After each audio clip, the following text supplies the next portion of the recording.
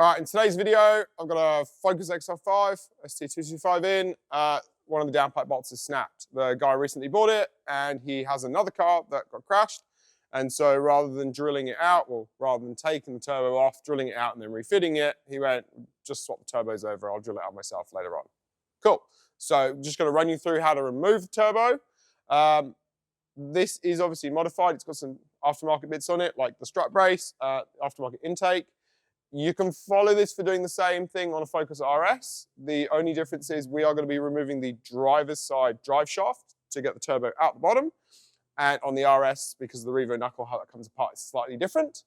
Obviously, if it's got aftermarket bits on it that you don't have, don't worry about those. If you've got a factory airbox, you can actually leave the airbox in.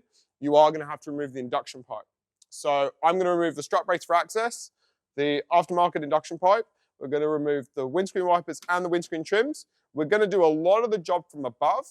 You won't be able to see it that well, so I'm going to try and show those bits on an engine on a stand. On this car, there should be 6 clips. They go here. They all seem to be missing, and they attach to a bottom piece, which is also missing. So we'll just pretend 1, 2, 3, 4, 5, 6. Pop them all off. Take your wiper nut, covers off. And then 2 15mm nuts. To remove the wipers, push them in the middle. Put your hand underneath it so it doesn't smash the windscreen, and just do that a couple of times. And they'll pop off nice and easy.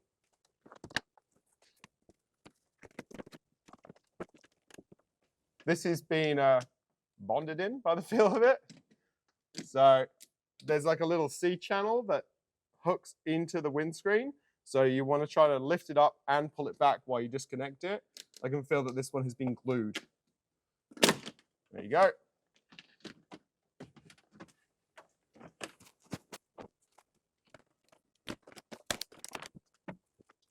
Now there would normally be another piece that runs all the way along here, and there's a T30 Torx screw each side. Remove those, and then just pop that thing out.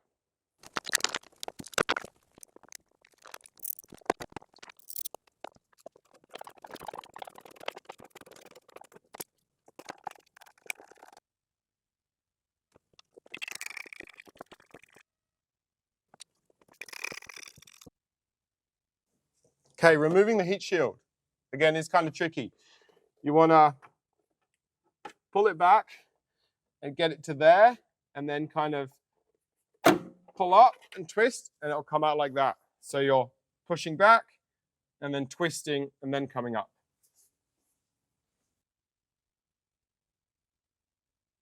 Unplug your O2 sensor, feed downpipe, and unclip it from the coolant rail at the back. Raise the vehicle up, we're going to take the driver's side wheel off and then take out the driver's side drive shaft.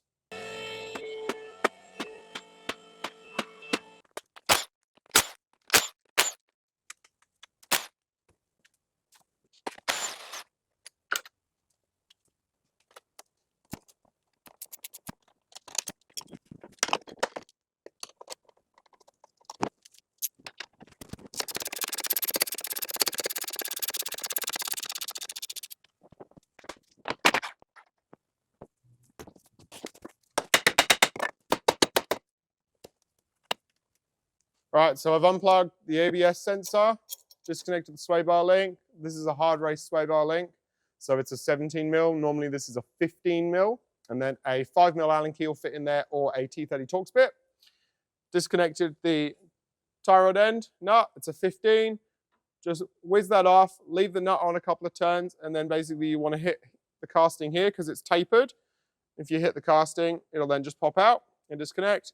And then you've got your lower ball joint nut, which is a 21mm if it's standard. If it's aftermarket, then it'll be a 22, and you're going to do the same thing, and you just want to loosen it down so you can move it like that. And then, of course, drive shaft retaining bolt, which if it's original, will be a 13mm. A lot of the aftermarket ones are 14mm though. Up to you how you do this, but you need to pull this control arm down, and if it's got factory bushes, it's going to try and spring up. I just take an old ratchet strap, tie a loop through it, put it around it, and then just put one foot through it. Now I can remove my nut fully, grab the entire assembly, pull down, Pull away like that. You do want to protect the boot. This boot is split. The clip is off. You also want to protect your CV joint. This one definitely needs to be replaced. As you can see, someone has fitted it with a hose clamp. This boot has clearly been torn and they have wrapped some form of bullshit plastic tape around it. So yeah, this guy is definitely getting a new CV boot. We're going to remove the steel boost pipe next. It runs underneath the sump. You've got 10 mil there, 10 mil there. You've got another 10 mil right here. And then obviously you've got a hose clamp at this end for your intercooler.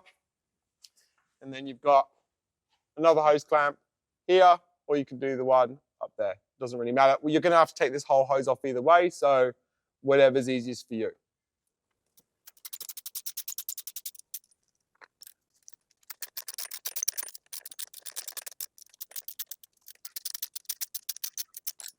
Someone has changed this to a 12 mil. It should be a 10 mil. If you ever lose one of these bolts, all three of these bolts are the same as the two that hold your induction pipe on and the same that hold your Symposer mounting bracket on. So if you ever lose one, because they're a really fine, you're an M7 thread, you can just rub one of those from that.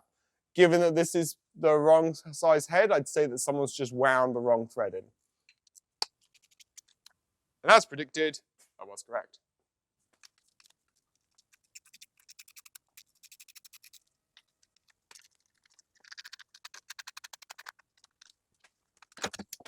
This hose clamp is not normally facing upwards. I'd say that this has been off at some point before the current owner had it. So you just got to get to it however you do.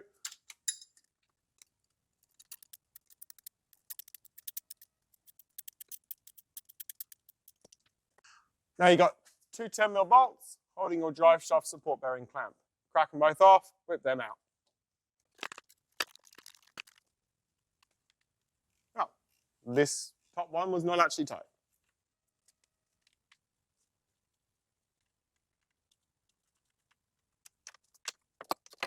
Okay, before you whip the drive shaft out, just put an oil drainer or a suitable container underneath this side, because if this gearbox is filled to the correct level, some oil is going to come out.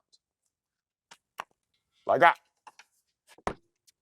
Right, the only vac line that you want to disconnect is your CBV one, because that runs all the way up top of the engine and then down behind the throttle body and goes to the inlet manifold. All the other vac lines we're going to leave connected because we're just going to unplug the electrical connector on the TCV, or also known as a boost solenoid.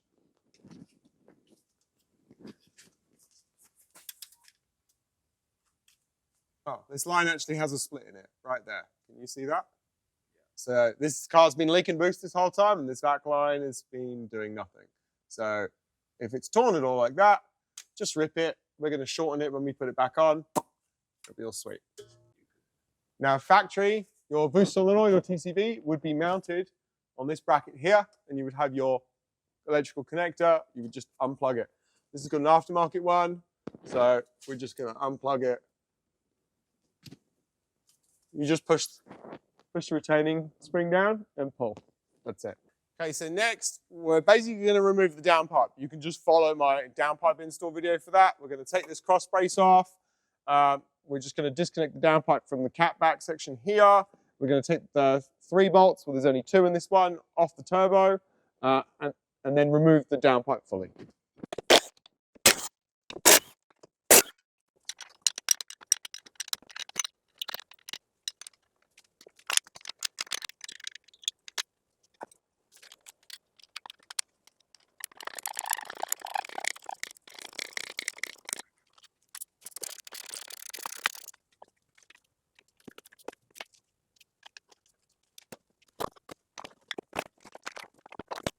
Now you've got 2 T30 bolts for the turbo oil drain pipe. If you remove them,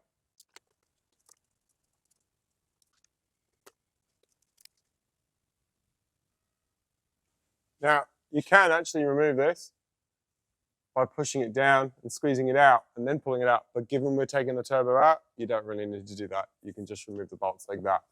Okay. Now next we've got coolant feed and coolant return. You can either drain the coolant fully, or if you've got a brake hose clamp, clamp them off like that, and that will reduce the amount of coolant that we lose. Okay, so I've clamped one coolant line there. And then on the other side, I've actually used a smaller one just for space. You can just see it here. Now remove both your banjo bolts. They're 19 mils. Obviously, some coolant is going to come out, so put a little container underneath.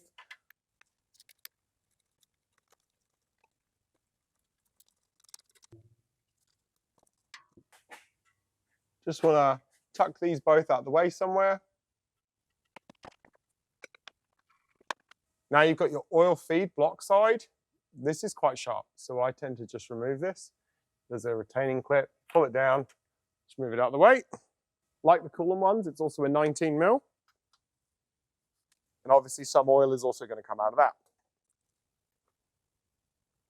Next, you're going to want to remove the PCV one-way valve. It's a 19 mil. Just a word of warning, watch out for this stud. So once you cracked it, you can then just spin it out. And now we're going to remove all 12 studs and nuts. So they're 13 mil nuts. You won't be able to see it. I'll show you. 13 mil nuts on a stud. If the stud comes out with the nut, don't panic. That's fine. I'm actually putting all new studs and nuts on this that have got an Allen key. They're stainless studs that we use. They've got an Allen key bit, so you can tighten them fully. And then copper lock nuts. Okay, and lastly from above, 17 mil oil feed line.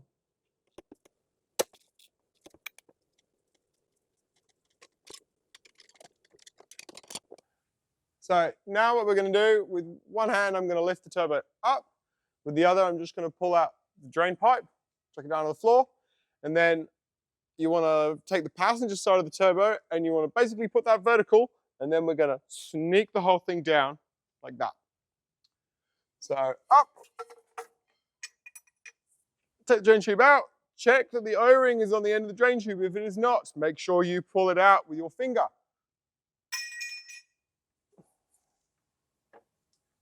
So we're going, turbo's off the studs, rotate it.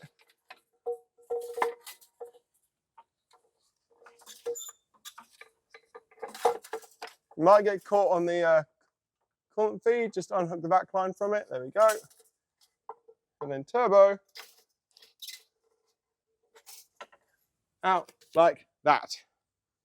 But just in case you couldn't see that properly, so I've taken it off, I've tilted it this way, and then come down the bottom like that.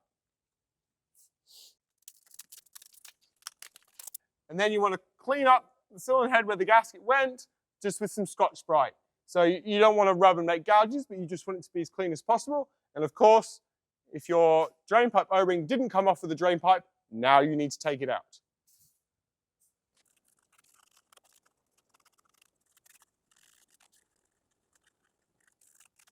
Okay, so these two studs are still in here, and because they're factory studs, there's no recess or anything to put a tool on. So you can either use a stud extractor, which is quite big and bulky, or the other way that you can do it, which is how I'm going to show you, is you take two exhaust nuts. You want to wind one on, fair bit of the way. You want probably about 7 mils worth of studs sticking out.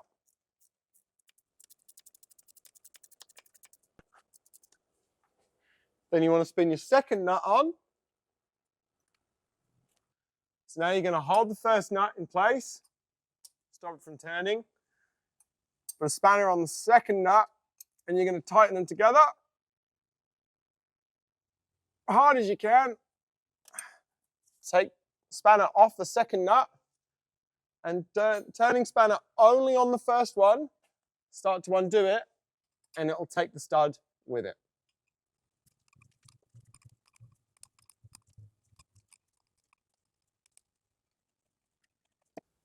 Spin all your new studs in.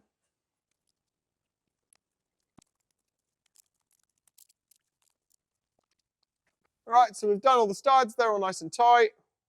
Take your new gasket, it only fits on one way. Offer it up. All the way on, like that. Okay, so you're going to put your turbo back up in exactly the same way as before. And then when you're fitting your oil drain pipe, remember you're just going to lift that turbo up with one hand. Now with the O-ring, people mess this up all the time. Don't put the O-ring in the sump. Put the O-ring on the end here, just on the tip, all right? And you want to put some lube on this, spit, whatever, just some lube, so that when you push this in, you only want to push this into the sump just to start with, okay? You don't want to push it all the way in and then be pulling it all the way back up. So you just want to put it in a little bit so that when this catches, this O-ring will slide up nicely. Otherwise, what will happen is the O-ring will tear and you'll end up getting an oil leak only when you're on boost and when you're driving, and it'll spray oil and it'll make a massive mess everywhere. So I can't stress this enough. Just put the O-ring just on the tip there. Nice bit of lube. Just sneak it in, then bolt it all up. Happy days. Obviously fit new copper crush washers. We keep all of that. Basically put it back together in exactly the same format, just in reverse.